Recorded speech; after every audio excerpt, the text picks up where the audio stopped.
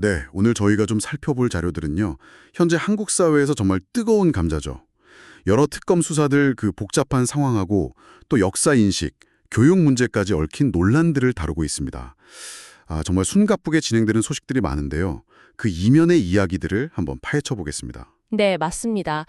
특히 그 해병대원 순직 사건 특검, 또 김건희 여사 관련 특검, 그리고 전직 대통령 내란 혐의 특검까지 이게 각각 따로 진행되는 것 같지만 사실 어떻게 연결되는지 좀 볼 필요가 있고요.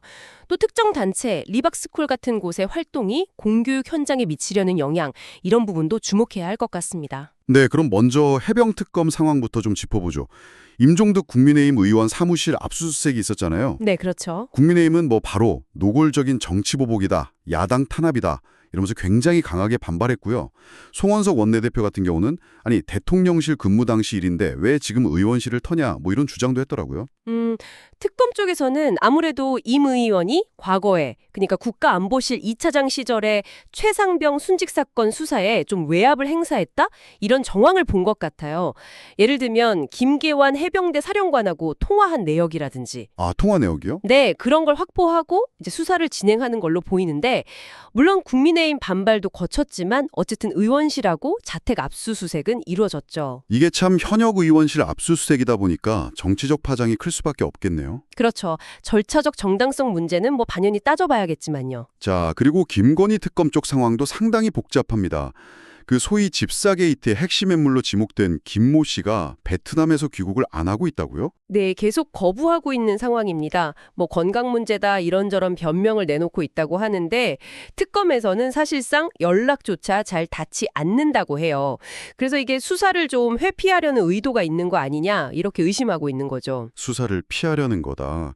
근데 더 주목할 만한 게 있다면서요? 네, 그게 뭐냐면 특검이 김 씨 자택이나 아니면 삼부토건 주가 조작 의혹 또 그 건진법사 관련해서 여러 건으로 압수수색 영장을 청구했는데 이게 법원에서 3번이나 기각됐다는 거예요. 3번이나요?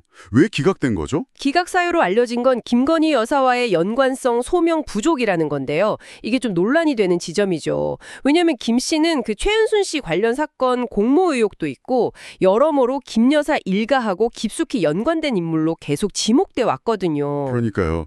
이미 여러 정황이 있는데 연관성 소명이 부족하다. 이건 좀 납득하기 어려운데요. 네, 그래서 이 법원의 판단 배경에 대해서 관심이 좀 쏠리고 있습니다.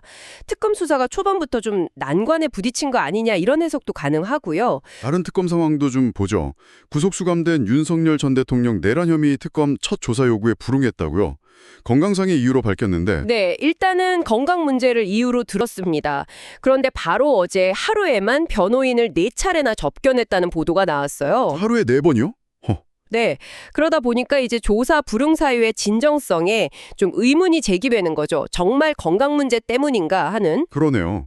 그런데 더 충격적인 얘기가 있던데요. 자료 보고 좀 놀랐는데 구속되기 전에 윤 전 대통령이 경호처 관계자한테 뭐 공수처 검사들 넘어오면 총으로 쏴버려라 라든지 헬기 오면 대공포로 격추하라 이런 식의 발언을 했다는 진술이 특검에서 나왔다는 보도가 있었어요. 아니 정말 그런 말을 했다고요?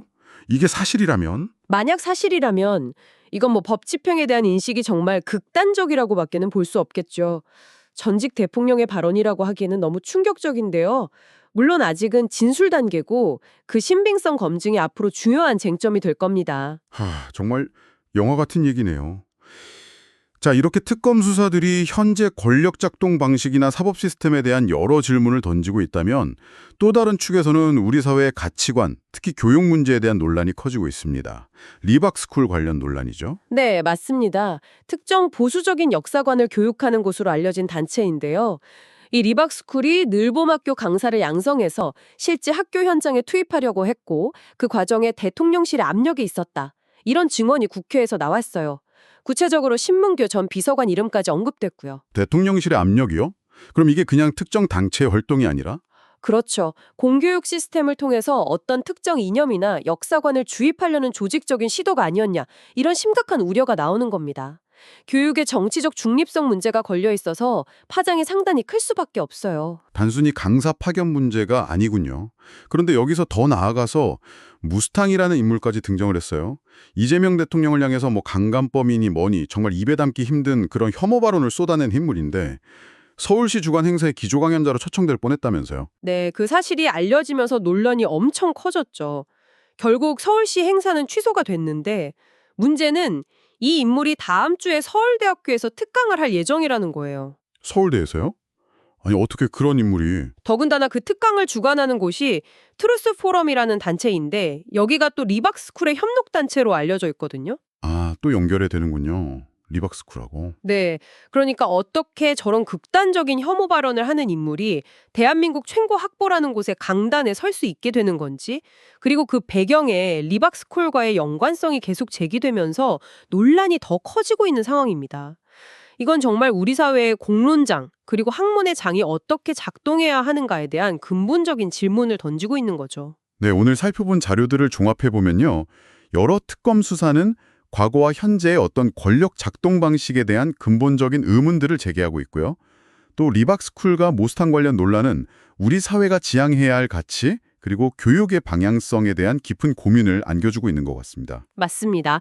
이게 겉으로 보기에는 다 다른 사건들 같지만 어쩌면 우리 사회의 투명성이나 책임성, 그리고 건강한 공론장을 어떻게 만들 것인가 하는 더 깊은 차원의 고민을 요구한다는 점에서 서로 연결되어 있는지도 모르겠습니다. 네, 정말 복잡하게 얽혀있는 문제들인데요. 네.